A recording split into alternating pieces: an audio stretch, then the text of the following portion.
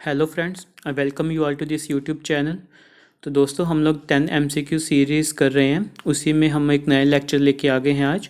अगर आपको हमारे लेक्चर्स वर्थवाइल लग रहे हैं तो इसको लाइक कीजिए, सब्सक्राइब कीजिए और दूसरों के साथ शेयर कीजिए ताकि दूसरे लोग भी इसका बेनिफिट ले सकें। तो दोस्तों, चलिए आज का लेक्चर हम स्टार्ट करते हैं।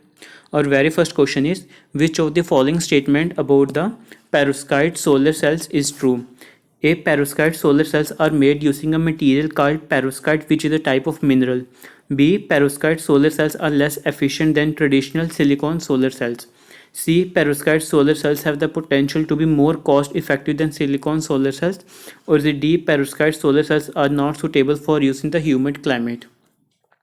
तो दोस्तों, इसका करेक्ट आंसर होगा सी, perovskite solar cells have the potential to be more cost effective than silicon solar cells. तो देखिए, इसकी एक्सप्लेनेशन है, the cells are made using a material called perovskite which is the type of the mineral. ठीक है दोस्तों, they have the potential to be more cost effective than silicon solar sales.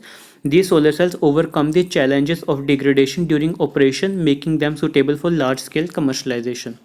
चलिए दोस्तों, next question. दोस्तों, next question is, which of the following are the unitary features of the Indian constitution? First, single constitution. Second, emergency provision. Third, all India services. Fourth, integrated election machinery. Fifth, appointment of the governor. Select the correct answer using the code given below. A 1 2 3 4, B 2 4 5, C 1 3 4 5 और D all of the above 1 2 3 4 5। तो दोस्तों, इसका सही answer होगा D, क्योंकि जितने भी features हैं सब के सब दोस्तों यूनिटरी फीचर हैं हमारे कॉन्स्टिट्यूशन के। ठीक है, चलिए next question.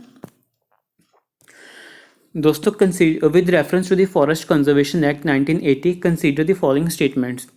It was enacted to ensure that India's forest land is not willingly usurped for non-forestry purposes. Second, the act empowers the center to require that any forest land diverted for non-forestry purposes be duly compensated. Third, it broadens its purview to include territory that is not formally designated as forest in state or central government's record. How many of the above statements given is or are correct? A only one, B only two, C only three और D none। तो दोस्तों, सारे statements correct हैं, यानी कि first, second and third all the statements are correct in this context. तो explanation देखते हैं हम लोग इसकी। It was enacted to ensure that India's forest land is not willingly reserve for non forestry purposes. The act empowers the center to require that any forest land diverted for non-forestry purposes be duly compensated. It also broadens its purview to include territory that is not formally designated forest in state or central government records। ठीक है दोस्तों, चलिए next question. दोस्तों, अगला question है, which of the following rights abolished untouchability and prohibits its practice as the fundamental rights? A right to constitution remedies, B right to equality, C right to freedom और D right to explanation, right against exploitation. तो दोस्तों, इसका answer होगा it's B, right to equality, क्योंकि untouchability comes under article 17 which is part of the right to equality. ठीक है दोस्तों, हमको पता है कि आर्टिकल 14 से लेकर 18 तक राइट टू इक्वालिटीज़ आती हैं, और जो आर्टिकल 17 है जो अनटचेबिलिटी का, इसी के अंदर आता है। तो इसलिए it is right to equality. Now next question, which of the following is the best description of the tidal disruption event that was seen in the news recently? A, it was a lapse in time interval between two diurnal tides. B, it is a reversal in magnetism of Earth. C, it is a gravity anomaly on the surface of the moon. Or is it D, it is a destruction of a star by a black hole? तो दोस्तों, इसका correct answer होगा it's D, it is the destruction of a star by a black hole. ठीक है, क्योंकि the astronomical phenomena the destruction of a star by black hole is called a tidal disruption event. चलिए next question. दोस्तों, article 350 and 359 of the Indian constitution deal with which of the following situations? A proclamation of national emergency under article 32, be financial emergency under article 360, C president rule under article 356 और D president rule under article 365। तो दोस्तों, इनमें से जो correct answer होगा it's a, proclamation of national emergency under article 352। क्यों? क्योंकि दोस्तों, article 358 and 359 describe the effects of national emergency on the fundamental right.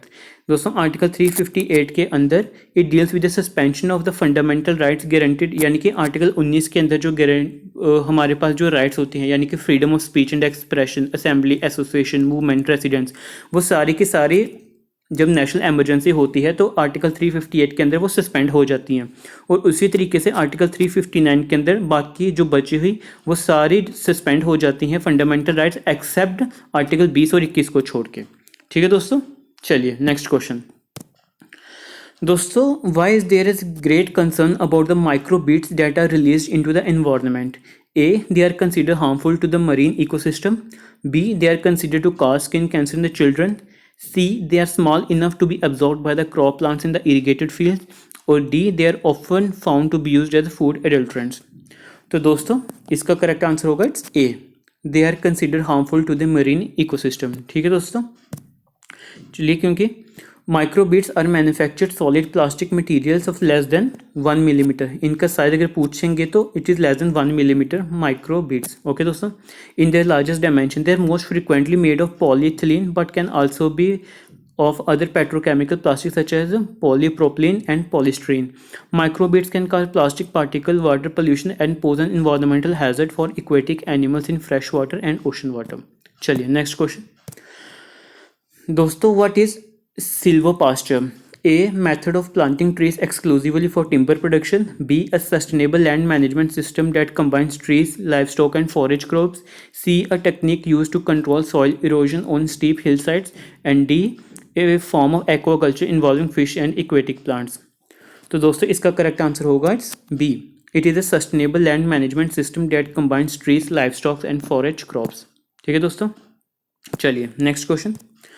दोस्तों, which one of the following designates a bank as domestic systematically important bank in the India? ए, ministry of finance. B, Reserve Bank of India यानी कि RBI। C, Indian banks association.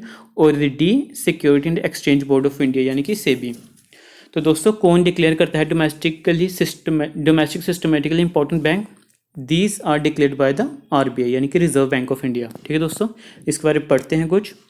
तो दोस्तों जो domestically systematic important banks होते हैं इनको कहा जाता है टू बिग टू फेल।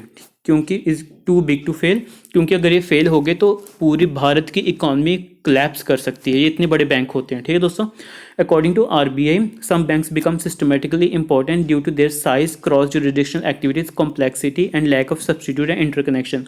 दोस्तों वो बैंक जिनके एसेट हैं अगर वो 2% ऑफ GDP से एक्सीड करते हैं उनको इस ग्रुप का पार्ट बनाया जाता है। रिसेंटली सिर्फ 3 बैंक हैं RBI के द्वारा डिक्लेयर किए गए हुए जो कि डोमेस्टिक सिस्टमेटिकली इंपॉर्टेंट बैंक है, वो है State Bank of India, ICICI bank और HDFC बैंक। ठीक है दोस्तों, ये 3 हैं DSIBs। They will continue to be important identified as domestic systematically important banks in India for 2023। ठीक है दोस्तों, चलिए next question and it is the final question of our session. Global Risk Report 2023, an annual report based on the Global Risk Perception Survey was released by World Bank, World Economic Forum, C, United Nations Office for Disaster Risk Reduction और D, German Watch।